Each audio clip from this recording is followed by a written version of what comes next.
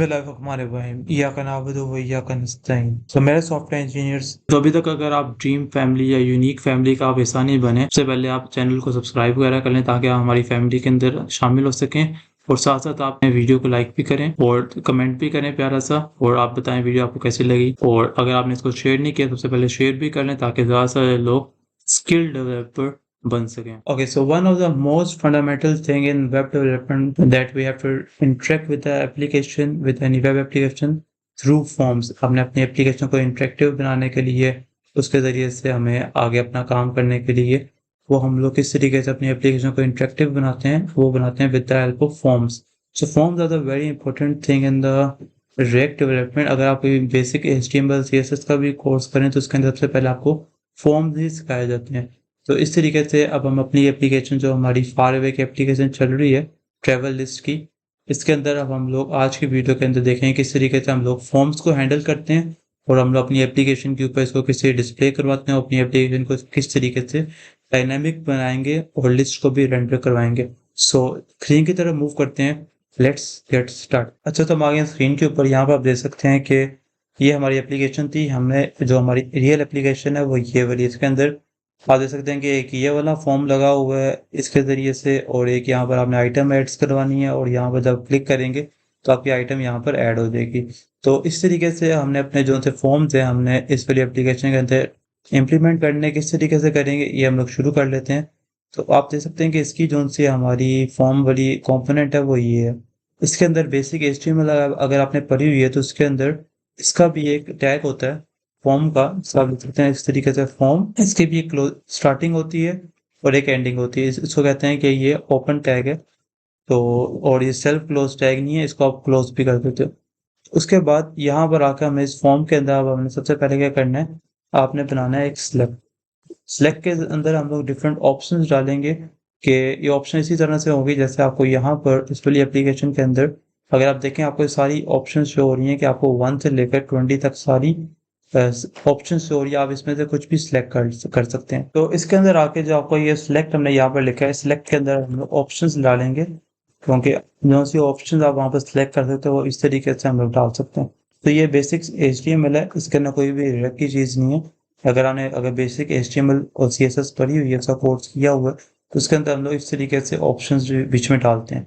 और इसके अंदर हमने क्या डालना है, इसकी वैल्यूज डालनी है और इसके अंदर पहली वैल्यू हम लोग 1 की डाल देते हैं और उसके बाद इसको हम लोग कॉपी कर लेते हैं। और अभी हम लोग सिर्फ इसको स्टैटिक बना रहे हैं, मतलब 1 2 3 की ऑप्शन ये भी डाल रहे हैं, इसको हम लोग डायनेमिक अभी बनाएंगे इस तरीके से आपको सिर्फ दिखाने के लिए। तो यहाँ पर सिलेक्ट की हमने ऑप्शंस ये सारी बना दी हैं और सिलेक्ट के बाद अब हमने क्या करना है, एक इनपुट फील्ड बनानी है इस तरीके से। और इसके अंदर अब हमने क्या लिखना है, type is equals to text. इस तरीके से अगर हमने HTML का कोर्स करा हुआ है तो इनपुट फील्ड भी हम लोग इस तरीके से बनाते हैं। इसके आगे हम लोग प्लेस ऑर्डर डाल देते हैं और इसके अंदर हम लोग लिख लेते हैं आइटम। प्लेस ऑर्डर का मतलब होता है कि आपको जो सा आपका इनपुट फील्ड होगी उसके अंदर आपको वो नज़र आ रही होगी। और इसके बाद यहाँ पर एक और बटन बना लेते हैं क्योंकि वहाँ पर एक ऐड का बटन भी है। तो बटन के अंदर हम लोग लिख लेते हैं ऐड इस तरीके से, ठीक है। इसको हम लोग सेव देंगे और अपनी एप्लीकेशन को देखते हैं। यहाँ पर आके आप देख सकते हैं ये वाली नहीं है, ये वाली। तो आप देख सकते हैं कि यहाँ पर हमने फॉर्म बना ली है। ये यहाँ पर आइटम क्यों लिखा रहे हैं, ये प्लेस होल्डर है, इसके ऊपर ये आपकी इनपुट फील्ड बन गई है और यहाँ पर आपके पास एक ऐड का बटन भी बन गया। तो और यहाँ पर आपने जो सिलेक्ट के अंदर आपने ऑप्शन डाली थी 1 2 3 वो आपके पास यहाँ पर आ गई हैं जिस तरीके से हमने अपने कोड के अंदर लिखी थी। ऑब्वियसली यहाँ पर CSS जो सी वो ऑलरेडी अप्लाई हो रही है। अप्लाई क्यों हो रही है, अगर आप यहाँ पर आए तो यहाँ पर आकर आप देखें ऐड फॉर्म के अंदर आपके पास ये बटन सिलेक्ट और इनपुट, इसकी सारी जो CSS लगी हुई है वो यहाँ पर लिखी हुई है। जो जो इस पर CSS अप्लाई होगी इसका अपर केस, मतलब जो भी आप लिखोगे वो अपर केस में ट्रांसफॉर्म हो जाएगा। इसके अलावा पैडिंग है, बॉर्डर रेडियस की मदद से यहाँ पर आप देख सकते हैं इसके अंदर ये बॉर्डर आ रहा है साइड पर, ये कर्व हुआ यहाँ पर। इसके अलावा इस तरीके से फॉन्ट फैमिली है, कलर है, बैकग्राउंड है, सिंपल सी चीज़ें इसको आप एक्सप्लोर कर सकते हैं। तो इसकी मदद से हमने यहाँ पर CSS भी अप्लाई कर दी है। और इधर आप देख सकते हैं कि सिलेक्ट की मदद से हमने यहाँ पर 3 ऑप्शन शो कर दिए और इनपुट फील्ड भी और बटन भी हमने यहाँ पर लगा दिए। ऑब्वियसली आप यहाँ पर कह रहे होंगे कि अगर आप यहाँ पर देखें तो 1 से लेकर 20 तक ऑप्शंस है और it can be thousands also. तो क्या अगर आप इधर देखें तो हमने यहाँ पर 1 2 3 की डाली है तो अगर हमें 1000 का कोड लिखना होगा कि आप यहाँ पर इसको ऑप्शन को 1000 दफ़ा लिखेंगे, it's not a good choice, it's not a good code also. For the good coding you have to do everything in the one line के ऊपर आप काम करें और आपका वहां पर काम 10,000 दफ़ा भी चले। तो दैट्स बेनिफिट ऑफ कोडिंग। तो इसको फिक्स करने के लिए हम लोग ये करेंगे, इसको आप यहाँ से खत्म करते हैं और इसके अंदर आप आकर दोबारा से जावास्क्रिप्ट मोड इसके अंदर ऑन कर लें, बिकॉज इस तरह की चीज़ें हम लोग डायनामिक जो हमने चीज़ें बनानी होती हैं उसके लिए हम लोग जावास्क्रिप्ट ही यूज़ करते हैं। तो यहाँ पर आके आपने क्या करना है, अरे डॉट फ्रॉम, ये आपके लिए थोड़ा सा नया होगा, लेकिन जब भी हम लोग इसके अंदर यूज़ करेंगे डायनामिक के लिए, आपको इस तरीके से आप इसको यहाँ पर यूज़ कर सकते हैं। तो अरे डॉट फ्रॉम, इसकी हमें लेंथ कितनी रखनी है, जैसा आपको मैंने बताया आप लेंथ 1000 भी रख सकते हैं। तो अभी हमने कितनी रखनी है, 20 रखनी है। और तो आगे आप हमने क्या करना है, ये वाली ब्रैकेट्स लगानी है और पहला जो सा आपका होगा वो ऐसे होगा और दूसरा जो सा आपका होगा वो आई होगा। तो इसके बाद हमने क्या करना है, इसके अंदर हमने एरो फंक्शन को कॉल करना है और आई प्लस 1 करते जाना है। तो इस तरीके से आई आपका इंक्रीज होता जाएगा और आपका ये 20 तक जाएगा। तो अगर आपको यहाँ पर शो नहीं हो रहा तो इसके लिए हम लोग क्या करेंगे, यहाँ पर आएंगे और इसको अरे डॉट फॉर्म को, और इसको चेक करने के लिए इसको हम लोग कंसोल डॉट लॉग कर देंगे और इस तरीके से यहाँ पर इसकी ब्रैकेट भी डाल देंगे एंड पे। अब इसको सेव करते हैं, यहाँ पे इसको सेव किया और यहाँ पर आप देख सकते हैं कि आपकी जो थी 1 से लेकर 20 तक जो आपकी अरे है वो आपको यहाँ पर शो होगी। It's mean it is working.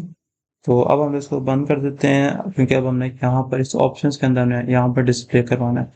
इसके लिए आप क्या करेंगे, इसको आप यहाँ से कंसोल डॉट लॉग को ख़त्म कर दें, जस्ट फॉर चेकिंग था इट वाज। और इसके बाद इसके बाद अब हमने क्या करना है, इसको मैं नीचे से बंद कर लेता हूँ। अब इसके बाद इस तरीके से हम लोग मैप यूज करते हैं। आपने इसके बाद मैप यूज कर रहे हैं क्योंकि ये पूरी एक अरे बन गई है।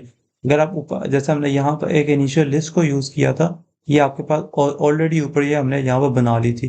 तो यहाँ पर हम लोग सेम काम करें, इसको हमने ये एक अरे बन गई है यहाँ तक इस तरीके से, और इसके अंदर क्योंकि 1 बाय 1 नंबर्स आ रहे हैं तो इसको आप इस तरीके से 1 बाय 1 नंबर्स कर लें। ये लगाने के बाद एरो फंक्शन लगा लें और इसके अंदर सेम लाइक जैसे हम लोग पहले करते हैं, ऑप्शन का जो हम लोग बनाया था ऑप्शन आप खोल कर लें। इसके अंदर यहाँ पर आके आप इसको नाम लिख लें। ऑप्शन के अंदर दो चीज़ें हो जाती हैं, एक होती है यहाँ पर वैल्यू, यहाँ पर आप लिख लें वैल्यू, और वैल्यू के अंदर नंबर लिख लें जो आपको यहाँ से आ रहा है 1 बाय 1 करके, और उसके बाद इसकी आप की लिख लें जो कि क्या होगी, नंबर डॉट ID, जो कि इट इज़ इम्पोर्टेंट, अदरवाइज आपको वार्निंग आएगी वहाँ पर। तो ये हमने यहाँ तक लिख लिया, इसको सेव करते हैं और यहाँ पर आकर देखते हैं। तो ये सेव कर लिया, आप देख सकते हैं कि यहाँ पर कितनी 1 से लेकर 20 तक आपको कितनी आसानी से आपने सिर्फ 2 लाइनों का या 3 लाइनों का आपने कोड लिखा है और आपको यहाँ पर ये आपको 1 से लेकर 20 तक आपको सारा शो हो रहा है। सेम लाइक अगर आप चाहते हैं कि आपको ये 1000 तक आपने शो करवाना है तो 20 जगह अगर आप यहाँ पे 1000 भी लिख देंगे तो आपने सिर्फ यहाँ से सेव करना है और आपको यहाँ से 1 से लेकर 1000 तक आपको शो हो जाएगा। And you didn't do anything, you only change over there 20 को आपने वहाँ चेंज करके 1000 कर दी। So that's what the benefit of coding, कि आपने सिर्फ यहाँ पर चेंज किया हल्का सा और it's work over there. Beautiful. अच्छा, तो अब हमने क्या करना है, अगर आप देखें हमने पिछली एप्लीकेशन के अंदर क्या किया था कि हमने वहाँ पे एक नेक्स्ट और प्रीवियस का बटन लगाया था, उस बटन के ऊपर हमने कॉल किया था ऑन क्लिक का इवेंट हैंडलर। इसी तरीके से यहाँ पर हमने कोई बटन अभी तक नहीं बनाया, हमने ये वाला बटन बनाया है ऐड का, लेकिन ये हमने एक फॉर्म के अंदर बनाया। तो जिस तरीके से आप बटन के ऊपर ऑन क्लिक लगा सकते हैं, इसी तरीके से फॉर्म के ऊपर लगाने के लिए इसको हम लोग कहते हैं, यहाँ यह है फॉर्म। तो फॉर्म के ऊपर लगाने के लिए हम लोग लगाते हैं ऑन सबमिट, मतलब फॉर्म को जब आप सबमिट करोगे तब क्या वहां पर एक्शन परफॉर्म होगा। उसके लिए ऑन सबमिट का हमने यहाँ पर इवेंट हैंडल कॉल कर लिए, सेम लाइक ऑन क्लिक ही है, लेकिन इसके फॉर्म के लिए आप यूज करते हैं ऑन सबमिट, ताकि आपकी सबमिट के अंदर सिर्फ फॉर्म के अंदर एक चीज नहीं होती, आपकी डिफरेंट चीजें होती है कि आपका ये भी आ गया, ऑप्शन भी आ गई हैं, इनपुट भी आ गया, बटन भी आ गया। तो जब भी बटन पर क्लिक होगा ऑन सबमिट जोन से रिएक्ट करेगा और उसकी मदद से आपका यहाँ पर जो भी फंक्शन आप कॉल करोगे वहां पर आ जाएगा। तो यहाँ पर इसके लिए हम यहाँ पर फंक्शन बना लेते हैं और इसका फंक्शन का नाम लिख लेते हैं कि क्लिक लिख लेते हैं इस तरीके से, या लिख लेते हैं ऑन सबमिटेड, ठीक है, ऑन सबमिटेड लिख लेते हैं। और इसके अंदर आकर हम लोग इस पर ये हमने नाम यहाँ पर नाम लिखा है, इसको यहाँ से कॉपी करते हैं और यहाँ पर आगे इसको पेस्ट कर देते हैं। तो अब अभी इसको मैं सेव करूंगा, आपको दिखाऊंगा इससे होगा क्या। तो यहाँ पर हम आ गए। अब हमने फॉर एग्जांपल यहाँ पर हमने लिखी है कीज लिख ली है, तो इसको अगर मैं ऐड करूँ तो आप देखेंगे कि यहाँ पे पूरी एप्लीकेशन जो सी आपकी रीलोड हुई है। सो जब भी मैंने इस पर क्लिक किया है, दोबारा से आपको करके दिखा देता हूँ कि आप यहाँ पर कोई भी नाम लिख लें इस तरीके से, तो जब इसको ऐड करोगे तो पूरी एप्लीकेशन दोबारा से रीलोड होगी। सो हम लोग चाहते हैं कि दोबारा से रीलोड नहीं ना हो, क्योंकि हम लोग इसमें वर्क करें, रेक के अंदर वर्क करें। तो रेक जो सी होती है वो सिंगल पेज एप्लीकेशन होती है। जब भी आपने कोई फॉर्म को क्लिक करना है तो ये रीलोड वाला काम ना हो। इससे बचने के लिए हम लोग क्या करेंगे, यहाँ पर आएंगे और इसके अंदर हम लोग यहाँ पर पास करेंगे एक कुछ भी नाम पास कर सकते हैं, कोई भी अल्फ़ाबेट, कोई भी कैरेक्टर। और उसके बाद इसके अंदर आपने लिखना है प्रिवेंट, और उसके बाद आपने लिखना है डिफ़ॉल्ट। अगर आपने बेसिक जावास्क्रिप्ट पढ़ी हुई है तो आप इससे फ़ैमिलियर होंगे कि इसको हम लोग किस लिए यूज़ करते हैं। तो मैंने यहाँ पर लगा दिया e.prevent default। इसको मैं सेव करूँगा। अब आप देखें यहाँ पर इस एप्लीकेशन के अंदर आके अगर मैं लिखूँ यहाँ पर फॉर एग्जाम्पल क्लोथ्स लिखता हूँ, अब मैं इसको यहाँ पर ऐड करूँगा। So it is not reloading, so that's what we have to protect.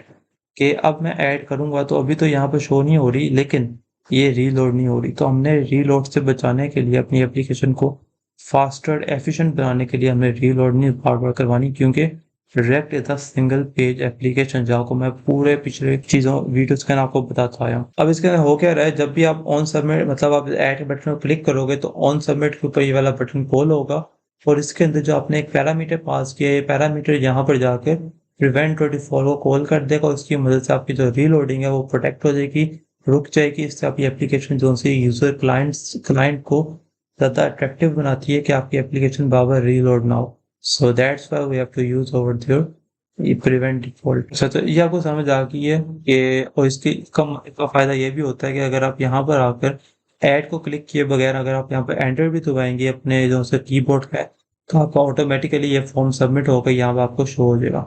तो अभी हम लोग यहाँ पर इसको हमने डिस्प्ले नहीं करवाया, और हम नेक्स्ट वीडियोस के अंदर करवाएंगे।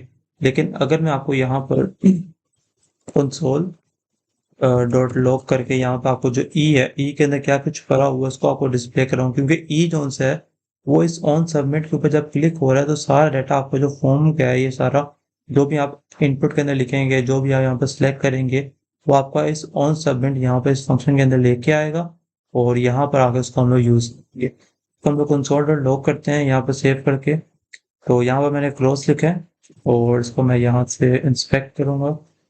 तो यहाँ पर आके कंसोल के अंदर आके आप देख सकते हैं, जब मैं ऐड पर क्लिक करूँगा तो आपके पास ये यहाँ पर आ गया। आपकी एप्लीकेशन रीलोड नहीं हुई, लेकिन आपका फॉर्म सबमिट हो गया। यहाँ से जा भी नहीं रहा, हम लोग इसको यहाँ से ख़त्म करेंगे, क्योंकि जब हम लोग यहाँ पर डिस्प्ले करवा लेंगे तब हम यहाँ से इसको ख़त्म भी कर सकते हैं।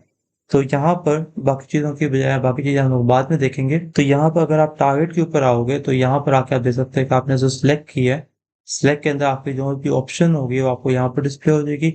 इनपुट के अंदर आपने क्या लिखा है वो आपकी वैल्यू यहाँ पर शो हो जाएगी, जो कि यहाँ पर क्या आ रही है, क्लोथ सारी जो हमने यहाँ पर लिखी हुई है। इस तरीके से जो आप ऐड का बटन है आगे, तो जो भी आप यहाँ पर क्लिक करोगे वो ई की मदद से इस फंक्शन के अंदर, मतलब ई की जगह कुछ भी ले सकते हो, उस पैरामीटर की जगह से इसके अंदर आ जाएगी। उसके अंदर आके हमने जो भी आपने फॉर्म के अंदर लिखा है उसको हम लोग यहाँ पर यूज कर लेंगे। तो बाकी चीजें हम लोग इसको आगे यूज करेंगे नेक्स्ट वीडियोज के अंदर। सो होप सो आपको इस फॉर्म के बारे में जो हमने आज की वीडियो के अंदर समझा है, आपको इसके बारे में समझ आ गई होगी। सो मिलते हैं नेक्स्ट वीडियोस के अंदर, तब तक के लिए अल्लाह हाफिज।